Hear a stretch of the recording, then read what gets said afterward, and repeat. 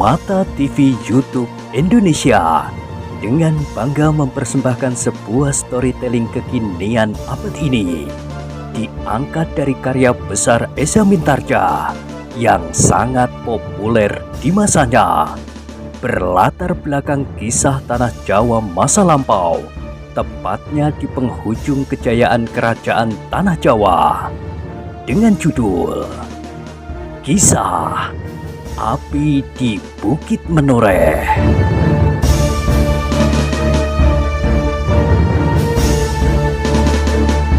Pada kesempatan yang sangat baik ini, kita masuk pada episode yang ke-276. Selamat menikmati.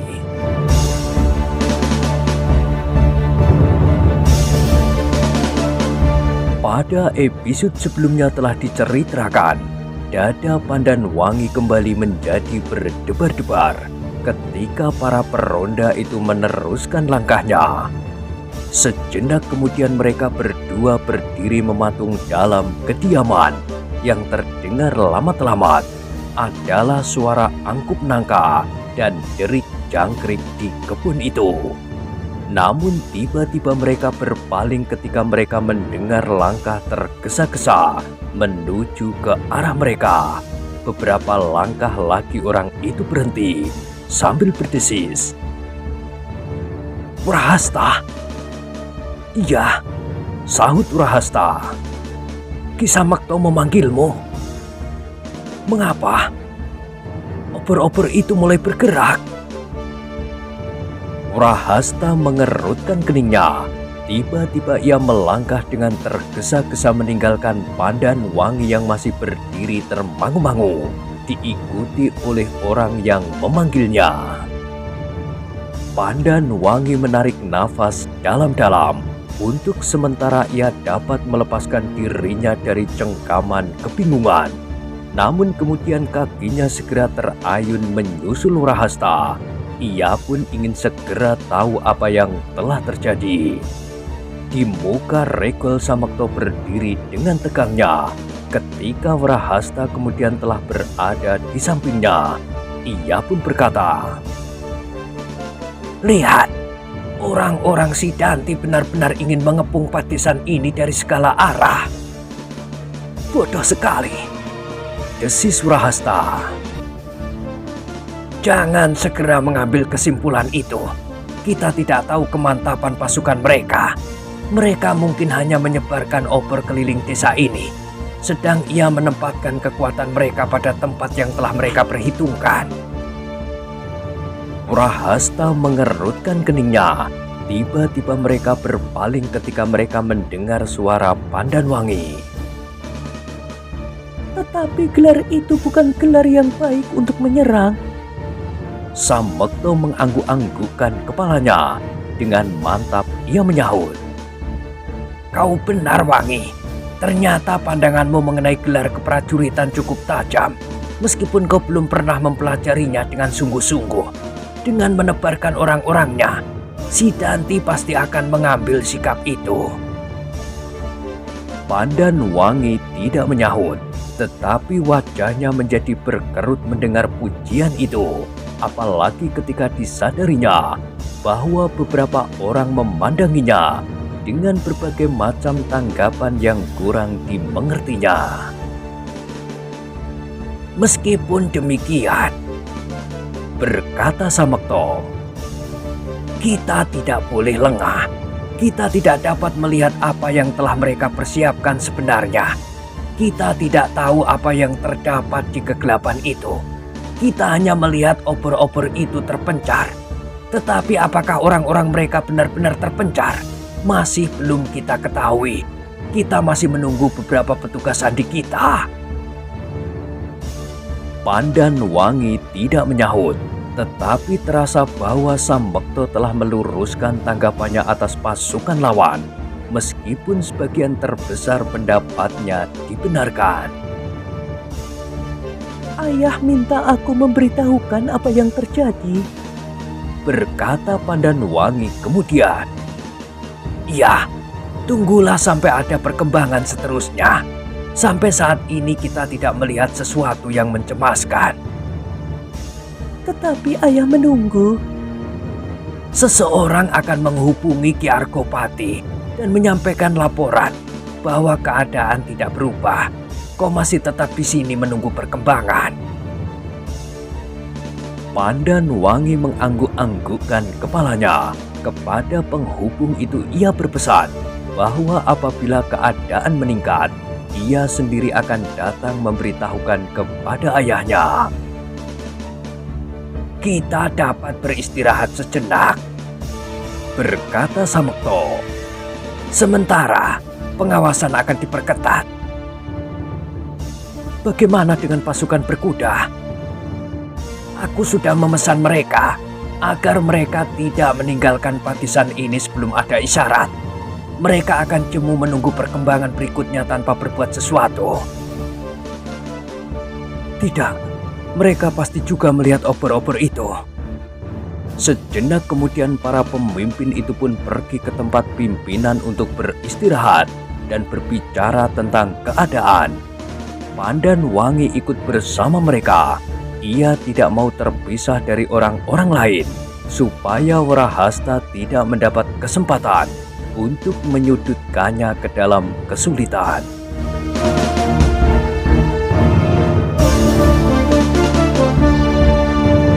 Sementara itu, di seputar Patisan, pasukan Sidanti mengepung dengan seluruh kekuatan. Meskipun demikian, mereka memang tidak akan segera menyerang. Mereka sedang mempertimbangkan kekuatan yang ada di kedua belah pihak. Gerakannya kali ini hanya sekedar memberikan tekanan-tekanan kepada hati pasukan Argopati sambil menjajaki keadaan. Karena itu, maka pasukan itu tidak segera mengadakan gerakan sama sekali. Mereka berada di tempatnya sambil menggenggam senjata masing-masing. Meskipun demikian, mereka memerlukan seluruh kekuatan yang ada, supaya apabila setiap saat justru pasukan Argopati yang menyergap mereka, mereka tidak menjadi terpecah belah dan kalang kabut. Bahkan di dalam pasukan itu, ikut pula Ki Tambakudi sendiri, beserta Sidanti dan Argojoyo. Apakah yang dapat kita ketahui dengan penjajakan ini, Guru? Bertanya Sidanti. Kita sekedar melihat suasana. Apabila keadaan yang demikian ini terjadi berulang-ulang, maka pasti akan berpengaruh atas kebulatan hati mereka. Semakin lama mereka pasti akan menjadi kecut dan berkecil hati. Sehingga pada saatnya, kita akan meruntuhkan segenap keberanian mereka. Sementara itu, kita akan dapat mengetahui apakah sebenarnya kekuatan yang mencampuri keadaan ini cukup berat, sehingga kita perlu memperhitungkannya. Sidanti mengerutkan keningnya. Sambil bertolak pinggang ia berdiri tegak memandangi cahaya lampu yang berkeredipan di dalam Patisan di hadapannya, yang meloncat dari sela-sela rimbunya pring ori yang melingkari desa itu. Sebuah obor menyala di pintu regol. Lamat-lamat Sidanti dapat melihat beberapa orang yang hilir mudik di bawah obor di luar regol itu. Mereka tidak menutup pintu regol, desis Sidanti. Mereka bukan orang-orang yang terlampau bodoh, sahut Argojoyo. Sehingga mereka mengerti bahwa cara kita ini sama sekali bukan gelar untuk menyerang mereka. Obor-obor yang tersebar itu hanya sekedar memberikan kesan bahwa kita akan mengepung mereka, supaya mereka terpisah dari lingkungan di luar kedua desa sebelah menyebelah ini.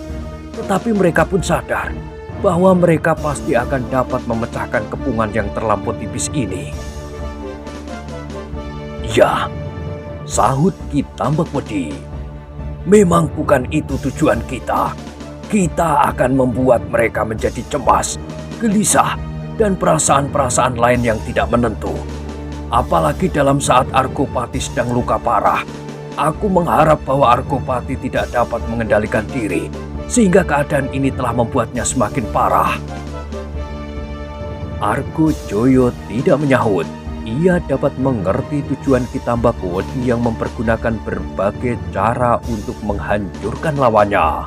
Tidak saja dengan kekuatan badannya, tetapi dengan mempengaruhi segi kejiwaan lawannya. Ia berusaha memperlemah daya perlawanan mereka.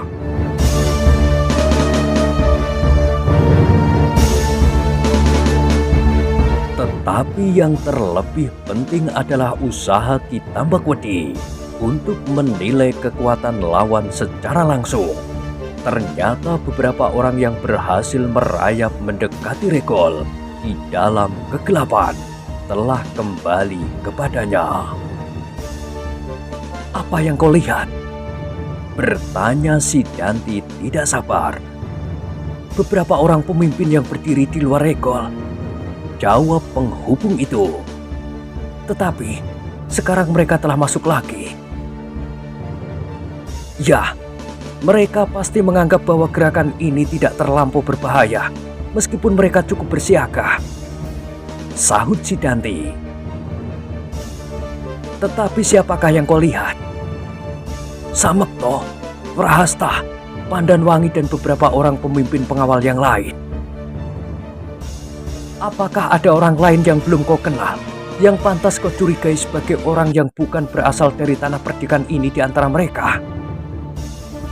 Orang Sidanti yang berhasil mendekati Regol Padesan, tempat pemusatan pasukan pengawal tanah perdikan itu, mencoba mengingat-ingat siapa sajakah di antara mereka yang berada di Regol Desa. Wajah-wajah mereka adalah wajah-wajah yang tidak asing lagi baginya. Meskipun ada di antara mereka yang belum dikenalnya, tetapi sama sekali tidak ada kesan bahwa di antara mereka ada orang yang tidak dikenalnya. Karena itu, maka jawabnya sambil menggelengkan kepalanya. "Aku tidak melihat yang pantas aku curigai. Mereka adalah orang-orang menoreh." Kitambakodi mengerutkan keningnya. Teka-teki tentang kelompok kecilnya di Pucang Kembar sampai saat itu masih belum terjawab. "Tidak ada orang lain?" Tiba-tiba si Danti berdesis. "Belum dapat dipastikan," sahut Kitambakodi. "Mungkin mereka berada di dalam Regol." Orang yang berhasil keluar dari Padesan itu pun tidak mengatakan bahwa ada orang-orang yang tidak dikenal berada di dalam desa itu. Kitambakodi mengerutkan keningnya. Yang datang bersama Argopati yang terluka itu pun hanya Pandanwangi, Kerti dan beberapa pengawal yang semua telah dikenalnya sebagai orang-orang menoreh, sambung si Danti pula. Ya, sahut Kitambakodi. "Mungkin juga begitu, tetapi hatiku belum mantap. Aku masih ingin melihat dan menunggu beberapa hari. Tetapi Padesan ini harus tetap kita awasi. Kita akan meletakkan sebagian dari kekuatan kita di Padesan terdekat dengan jalur-jalur penghubung yang baik dengan induk tanah perdikan ini." Sebelum si Danti menjawab, terdengar suara tertawa Ki Muni yang berdiri di belakang Kitambakodi.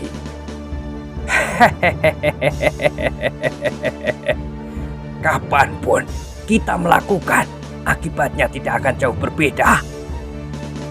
Kita tidak perlu tergesa-gesa, tetapi seandainya sekarang pun tidak akan banyak terdapat rintangan-rintangan. Aku sudah melihat apa yang akan terjadi.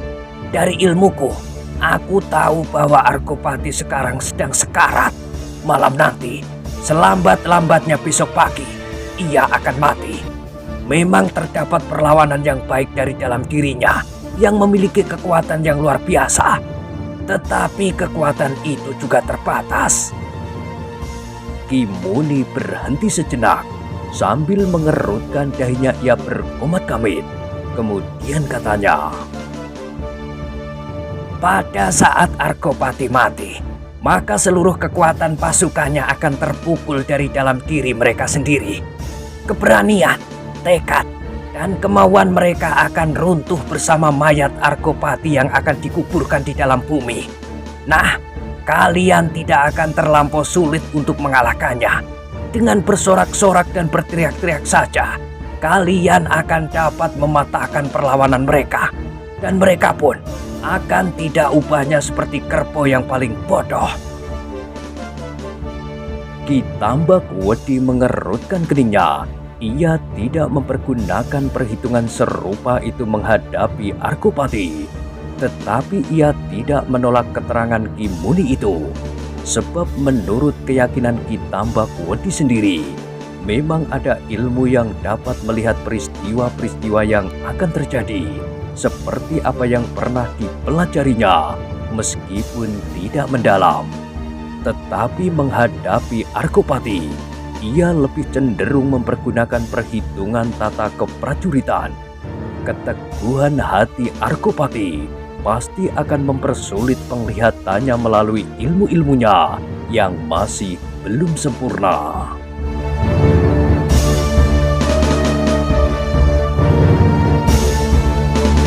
Namun ia tidak mengerti betapa jauh Ki Muni menguasai ilmu serupa itu. Tetapi apa yang dikatakannya memang masuk akal. Argopati akan mati malam ini atau besok pagi-pagi. Pasukannya akan kehilangan gairah perlawanannya dan akan segera dapat dikalahkan. Meskipun demikian, Ki Tambak Wedi masih juga ragu-ragu. Kita pasti tidak akan memasuki tempat ini malam ini. Tiba-tiba ia bergumam sendiri. Kita masih belum mendapatkan kemantapan.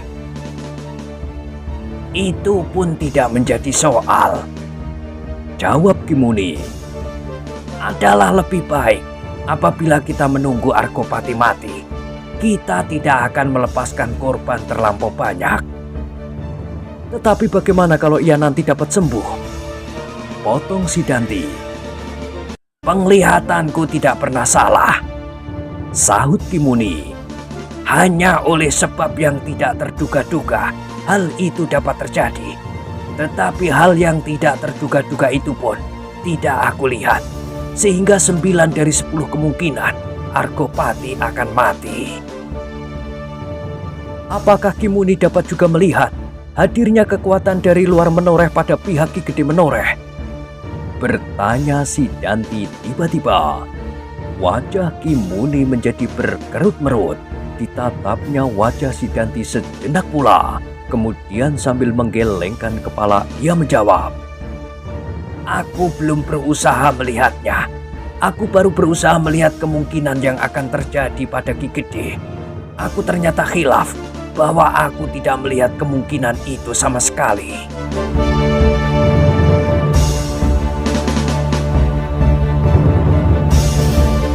Sidanti menarik keningnya, tetapi ia tidak berkata apapun. Ia agak kurang tertarik dengan cara yang dipergunakan oleh Ki Muni. Baginya, perhitungan jasmaniyahlah yang paling baik untuk dipergunakan di dalam gelar perang seperti saat ini. Baiklah, kita menunggu segala kemungkinan dan perkembangan keadaan. Tetapi kita tetap di tempat. Kita kepung desa ini supaya pasukan Argopati menjadi tintrim dan cemas menghadapi keadaan mereka di saat-saat mendatang. Seandainya kita masih belum mendapatkan kepastian, maka besok malam hal yang serupa ini pun akan kita lakukan. Sementara itu petugas-petugas sandi akan berusaha melihat apa yang ada di dalam lingkungan pagar Pringori itu. Tidak ada seorang pun yang menjawab. Argojoyo agaknya telah kehilangan gairah untuk ikut campur dalam percakapan itu. Betapapun juga Argopati adalah saudara kandungnya, kemungkinan bahwa kakaknya itu akan mati ternyata mempengaruhi pikirannya pula. Kadang-kadang timbullah keraguan-raguannya atas kemungkinan yang akan dapat dicapai dengan caranya ini. Sesudah Argopati dikalahkan, bagaimana dengan dirinya? Apakah ia akan berhasil mengusir Ki Tambak Wedi dan Sidanti? Tetapi Sidanti bukan terah Argopati. dan ia tidak akan berhak untuk mempergunakan nama itu dan gelar Ki Gede Menoreh, katanya di dalam hati. Namun kemudian, tetapi apakah aku mampu menghadapinya? Dan apakah orang-orang Menoreh mempercayainya seandainya aku mengatakan keadaan yang sebenarnya? Keraguan-raguan yang tajam telah meledak di dalam hati Argojoyo. Sekali-sekali disambarnya wajah si Danti itu, kemudian wajah Ki Tambakbodi. Kedua wajah itu memang mirip. Si Danti memang bukan hanya sekedar murid Ki Tambakbodi. Terbayang di rongga mata Argojoyo bayangan wajah kakak iparnya, Roro Wulan.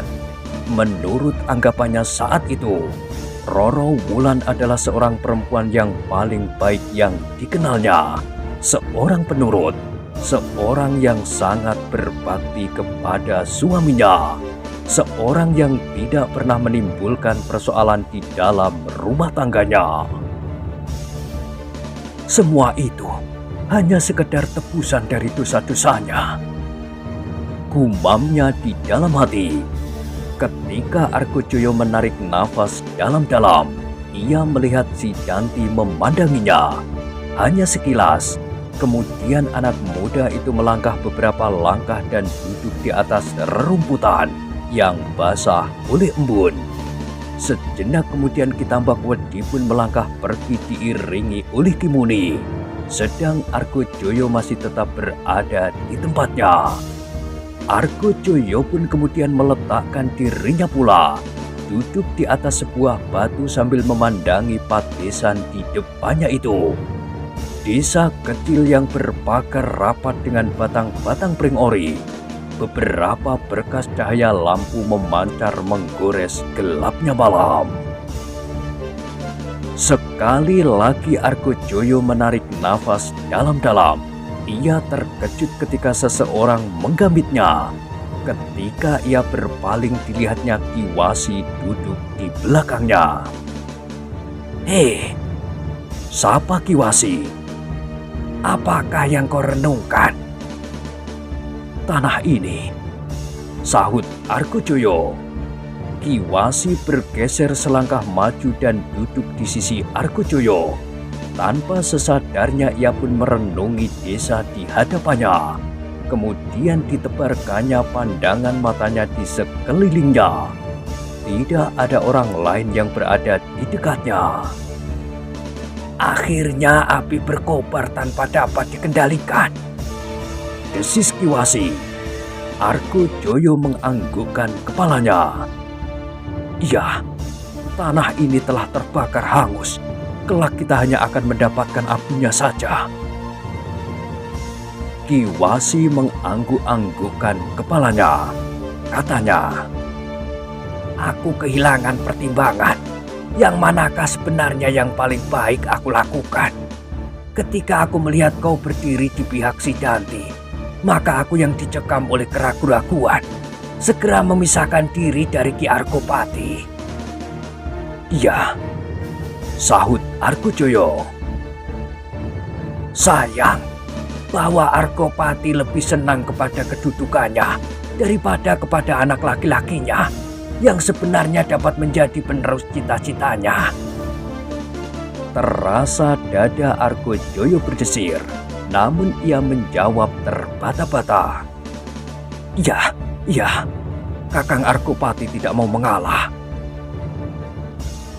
"Angger Argojoyo," berkata Ki Wasi. "Apakah Angger sama sekali tidak mempunyai pengaruh untuk memperingatkan Ki Argopati agar ia mengurungkan niatnya memusuhi putranya sendiri? Yang paling menderita dalam persoalan ini adalah Menoreh. Pertentangan antara ayah dan anak itu akan membenturkan kekuatan-kekuatan yang ada di dalam tanah ini. Apabila Ki Argopati bersedia mengalah, kemudian memberikan kesempatan kepada yang muda untuk ikut memimpin pemerintahan, meskipun masih tetap dalam pengawasan yang tua-tua, maka keadaan akan menjadi berbeda. Sebaliknya, si Danti juga jangan meninggalkan ayahnya sama sekali, yang sampai saat ini telah menunjukkan kemampuannya menjadikan menoreh tanah perdikan yang besar dan disegani. Argojoyo hanya dapat mengangguk-anggukkan kepalanya. Ya Kiwasi, memang seharusnya demikian.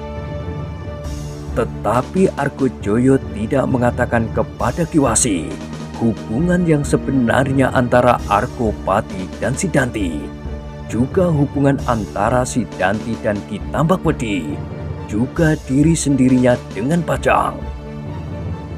Juga tidak tentang nafsu yang menyala-nyala di dalam dada Sidanti dan sudah tentu di dalam dadanya sendiri untuk meloncat ke jenjang yang paling atas dari segala macam jabatan. Sekarang keadaan telah menjadi parah, sambung Kiwasi. Ki Argopati sendiri mengalami luka-luka parah dan tidak seorang pun yang dapat menolongnya. Aku pun tidak, meskipun sebelum ini aku terlampau dekat dengan Ki Gede. Argojoyo tidak menyahut. Ketika ia berpaling, dilihatnya mata Kiwasi menjadi suram. Pandangan mata yang suram itu seolah-olah meluncur jauh menembus dinding pring ori yang rapat itu. Dan tiba-tiba Argojoyo mendengar Kiwasi bergumam, "Lepas dari semua masalah adalah kewajibanku untuk menyembuhkan orang yang sakit. Sebenarnya aku ingin pergi mendapatkan Ki Argopati, tetapi agaknya Ki Argopati sendiri telah menutup kemungkinan itu. Ki Argopati atau orang yang dekat dengannya, mungkin Samekto, mungkin Kerti, atau mungkin Angger Warahasta, telah melarang dan menolak aku dan Ki Muni." Argojoyo mengangguk-anggukkan kepalanya.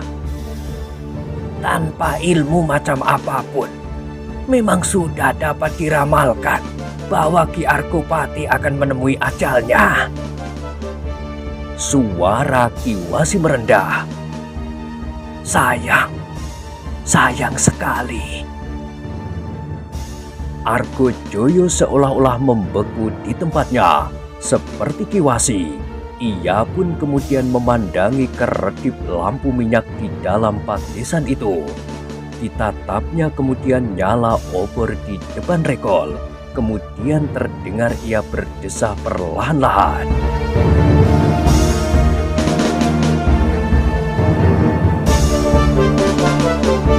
Sementara itu, Samekto, Warahasta dan Pandanwangi sedang duduk melingkari lampu minyak di atas acuk-acuk yang rendah. Mereka berkesimpulan bahwa Sidanti tidak akan menyerang malam ini. "Mereka ingin meruntuhkan ketahanan hati kita," berkata Samekto. "Meskipun demikian, kita tidak boleh kehilangan kewaspadaan. Mereka pasti menyangka bahwa luka Ki Gede menjadi semakin parah," sahut Warahasta. "Tetapi pasti ada sesuatu yang menahan mereka. Kalau mereka yakin Ki Gede menjadi semakin parah, maka mereka pasti akan menyerang malam ini. Dan sudah tentu, mereka tidak akan memasang gelar seperti saat ini. Kita hanya dapat menunggu perkembangan berikutnya. Kita tahan dulu pasukan berkuda itu untuk tidak melakukan gerakan apapun. Terasa bahwa ada sesuatu yang masih harus dipertimbangkan oleh Ki Tambakwedi. Sesuatu yang kita masih belum tahu dengan pasti." Warahasta mengangguk-anggukkan kepalanya. Tanpa disengaja dipandanginya mata Pandanwangi yang suram. Tetapi gadis itu menunduk dalam-dalam. Meskipun Pandanwangi seolah-olah tidak ikut di dalam pembicaraan itu, namun di dalam hatinya, ia sedang mencoba mencari-cari kebenaran kata-kata Samekto bahwa Ki Tambakwedi masih harus mempertimbangkan sesuatu yang belum dapat dimengertinya. Tetapi dalam pada itu, Pandanwangi mencoba menghubungkannya dengan orang-orang bercambuk yang telah memberi obat kepada ayahnya dan yang telah melepaskannya dari tangan Ki Petusuro. Mereka tidak hanya satu orang, Berkata Pandanwangi di dalam hatinya. yang aku lihat pasti bukan yang dilihat oleh ayah. Bukan karena namanya berbeda. Nama dapat dibuat 1000 macam bagi seseorang. Tetapi ciri orang yang menolongku itu sama sekali tidak sama dengan anak muda yang menyerahkan obat itu kepada ayah. Yang menurut ayah adalah seorang anak muda yang gemuk. Persamaan di antara mereka adalah keduanya mempergunakan cambuk sebagai senjata mereka atau sebagai tanda pengenal mereka. Orang-orang itulah agaknya yang sedang dipertimbangkan oleh Kitambak Wedi. Mungkin yang dikatakan oleh Kupito, ayahnya itulah yang harus diperhitungkan oleh Kitambak Wedi. Ayah Kupito yang sampai saat ini masih belum dapat dikenal. Siapakah orangnya? Tetapi Pandanwangi menyimpan pendapatnya itu di dalam hati. Ia tidak mengerti kenapa tiba-tiba saja ia tidak ingin mempersoalkan anak-anak muda bercampur itu di hadapan Rahasta. Sementara itu malam pun menjadi semakin malam. Para penjaga dan para peronda tidak melihat gerakan-gerakan yang berbahaya dari pasukan Sidanti. Beberapa di antara obor-obor mereka telah padam karena kehabisan minyak. Tetapi petugas-petugas Sandi telah tersebar di tengah-tengah sawah di antara kedua pasukan yang telah siap itu. Petugas Sandi dari kedua belah pihak. Mereka saling mengintai untuk melihat apabila ada gerakan-gerakan yang aneh dan tanpa terduga-duga.